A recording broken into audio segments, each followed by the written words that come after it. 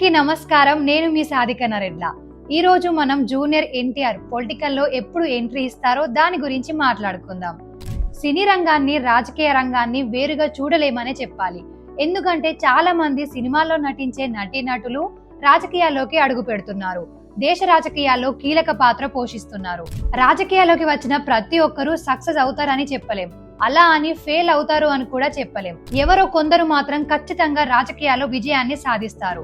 అలా మన తెలుగు రాష్ట్రాల్లో సినిమా నుంచి రాజకీయాల్లోకి వచ్చి వాళ్ళ సత్తా చూపి విజయాన్ని సాధించిన వాళ్ళు చాలా మంది ఉన్నారు.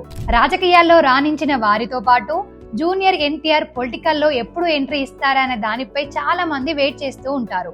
ఒక్కసారి ఆ అంశంపై మాట్లాడుకుంటే, మొదట సినీ రంగం నుంచి రాజకీయాల్లోకి వచ్చి తెలుగుదేశం పార్టీ పెట్టి 9 నెలల్లోనే అధికారంలోకి తీసుకొచ్చిన ఘనత సీనియర్ ఎన్టీఆర్ కే దక్కుతుంది.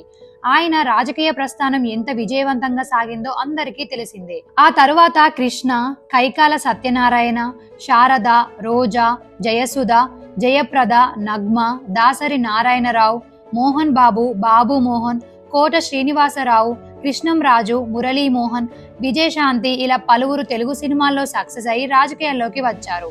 ఇక చిరంజీవి ప్రజారాజ్యం పార్టీ పెట్టి పెద్దగా క్లిక్ అవ్వలేదు.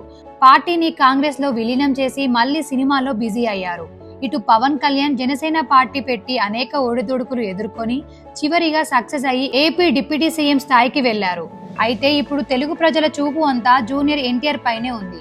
ఆయన పొలిటికల్ ఎంట్రీపై ఎప్పటికప్పుడు చర్చ జరుగుతూనే ఉంది. 2009 ఎన్నికల్లో టీడీపీ తరపున ప్రచారం చేసిన ఆయన ఆ తర్వాత రాజకీయాలకు దూరం జరిగారు. కానీ తర్వాత నుంచి ఆయన రాజకీయాల్లోకి రావాలని, టీడీపీ పగ్గాలు తీసుకోవాలనే డిమాండ్ అభిమానుల నుంచి వినిపిస్తూనే ఉంది. 2019లో టీడీపీ ఘోరంగా ఓడిపోయాక ఈ డిమాండ్ భారీగా వచ్చింది. టీడీపీ సభల్లో ఎన్టీఆర్ పేరు వినిపిస్తూనే ఉంది. అయితే 2024 ఎన్నికల్లో టీడీపీ భారీ విజయం దక్కించుకోవడం, చంద్రబాబు మళ్లీ సీఎం కావడంతో జూనియర్ పొలిటికల్ ఎంట్రీ డిమాండ్ కాస్త వినిపించడం లేదు. కానీ ఎన్టీఆర్ పొలిటికల్ ఎంట్రీ ఖచ్చితంగా ఉంటుందని అభిమానులు స్ట్రాంగ్ గా చెబుతున్నారు.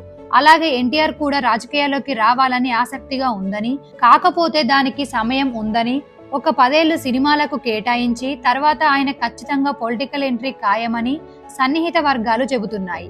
మరి తారక్ కొత్త పార్టీతో ఎంట్రీ ఇస్తారా, లేదా వాళ్ళ తాత టీడీపీతో ముందుకొస్తారా అనే దానిపై రాజకీయ వర్గాలు ఆసక్తిగా ఎదురు చూస్తున్నాయి. మరిన్ని అప్డేట్స్ కోసం చూస్తూనే ఉండండి మన వంశీ టీవీ ఛానల్.